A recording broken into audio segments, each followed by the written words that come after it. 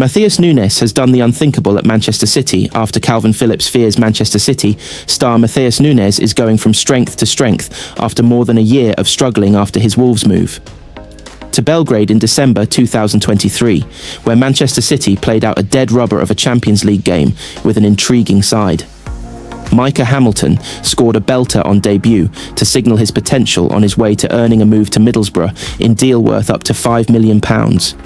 His career hasn't really taken off from there, with a solitary appearance in the League Cup all he has to show for this season. The game was run by Oscar Bobb, a talent who has made considerably more inroads to the City squad. A month later, he would score a sensational winner at Newcastle to help City on their way towards a fourth consecutive league title, and he is still in Pep Guardiola's squad today.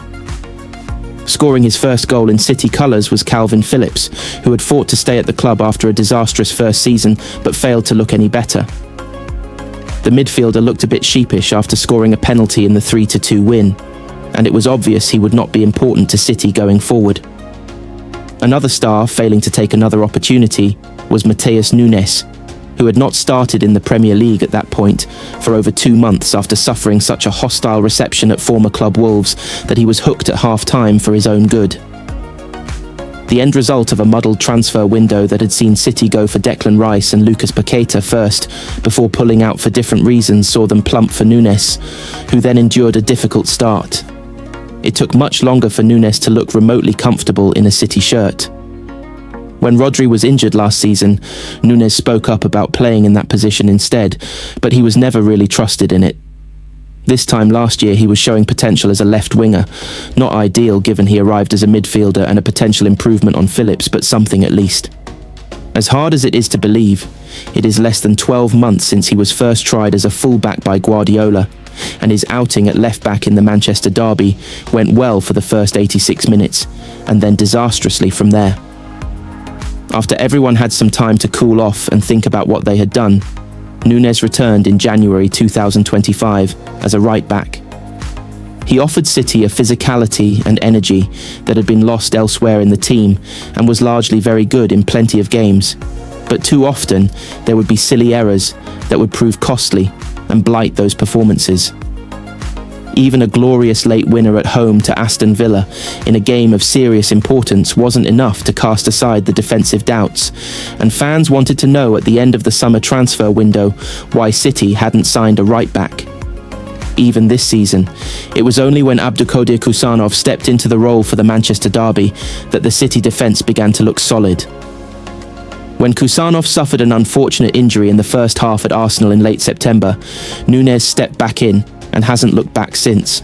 His start against Liverpool was his 9th in the last 11 City games, coming off the bench in Monaco and sitting out the League Cup win at Swansea. Guardiola breezed recently that Nunes can be one of the best fullbacks around if he continues to improve, yet the 27-year-old deserves immense credit for getting as far as he has. Nobody who watched in Belgrade or even less than a year ago could have expected that Nunes would get as far as he had. Even more promising for him and for Guardiola, it looks like there is even more to come. Manchester City need transfer plan to survive if Pep Guardiola's irreplaceable star goes through with exit plan.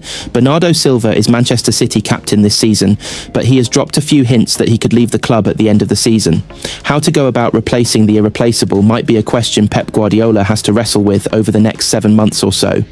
It's something Manchester City have managed previously. Big players have left the Etihad in recent years, and replacements have stepped up. Vincent Kompany, Fernandinho, David Silva, Kevin De Bruyne and Sergio Aguero have all left, and while their contributions were celebrated, things didn't fall apart without them. It's been a similar story this season, with Nico Gonzalez stepping out of the shadows to fill in for Rodri as he continues his elusive search for form and fitness after a serious knee injury. But another significant change is also on the way.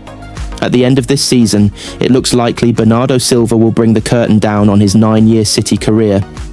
He is out of contract in the summer and will be desperate to depart, having lifted a trophy in his year as club captain. All the signs are pointing towards Silva opting for the exit door. As he said earlier this season, "I know exactly what I'm going to do, but it's not the time to focus on it." He offered similar sentiments after being handed the armband by Guardiola in the summer, and those aren't the comments of a player haggling over a new deal. They suggest that a player who has often toyed with the idea of a new challenge and considered leaving will finally take his bow. At first glance, replacing him doesn't seem to be so difficult. Even as club captain this season, he has started just 10 of City's 17 games. But you need to look at the games he does start to see how important he is. He has been on the pitch for all but 2 minutes of the games against Manchester United, Arsenal and Liverpool. After Sunday's win against the defending champions, Guardiola again waxed lyrical about his captain. The headlines might have fallen the way of Erling Haaland and Jeremy Doku, but Guardiola saw just how important Silva was. In the way we played today, he is a master, he said. The tempo, winning the ball, accelerate, decelerate, the intuition to know where the space is, how to manage the situations and so many things. He is one of the most clever players I have ever met. Bernardo struggled last season, but he was there, every single game exhausted. After 50 or 60 minutes of matches last season, he could not run one more minute. At certain moments, he said, "Pep, I'm drained. My mind is not there anymore, the feet." But he was there. And I said many times to my players, and to him, that will not be forgotten. That is why he is my captain. Because in the bad moments, he was there. Guardiola loves the influence Silva has, not only in the dressing room, but as an on-pitch tactical leader. The first line of that description speaks to how he managed and controlled the game against Liverpool. The 31-year-old was the conductor for the performance, forcing it when required, slowing it down when needed. That is what City need to replace last year. They aren't looking for a midfield that can start 60% to 70% of games. They are looking for someone who can match that level of game intelligence on the biggest occasions, and that is very difficult to find. Manchester City's solution to two problem positions isn't as surprising as it looks. Manchester City look to have settled on a first-choice fullback combination, and the identity of the players is something of a surprise. While one Manchester City fullback was busy shackling Mohamed Salah, the other was having an impact at the opposite end of the pitch. Nico O'Reilly took another step forward as a left-back against Salah, and Matheus Nunes continued his own renaissance with a superb assist for Erling Haaland. This isn't what anyone expected to say at the start of the season, but are the Portuguese midfielder and the English midfielder now City's first-choice fullbacks? Their record together would certainly suggest so. When Nunes and O'Reilly start together in the fullback positions, City have won 11 games in a row. In 16 starts together in total, they have 14 wins, a goalless draw at Old Trafford, and a meaningless Carabao Cup defeat at Tottenham. It is 7 out of 7 this season, and both players are in excellent form. Nunes looks to have seen off a challenge from Rico Lewis at right-back, although Abdulkadir Kusanov was staking his own claim for that role before picking up an injury in September. The departure of Kyle Walker left Guardiola searching for a solution in that position, and Nunes looks like being the unlikely winner. That was a change from left-back being City's usual problem position, with the £31 million signing of Rayhan Ait-Nouri from Wolves this summer, putting an end to that. But Ait-Nouri's early injury has reopened the door to O'Reilly, and the 20-year-old academy graduate has barged his way through it. He is now in the England squad as a left-back and is outstanding every week for City. He has the ability to make others play better, and the route back for Ait-Nouri looks a difficult one. The combination of the two is, in some ways, typical of Guardiola. He used to regularly use midfielders in full-back roles, inverting them into the middle of the pitch to add more control. Then, in the treble-winning season, he often used central defenders there, with power and physicality essential. In Nunes and O'Reilly, he has a bit of both. The two are midfielders by nature, but they are also strong and athletic players and tall for fullbacks.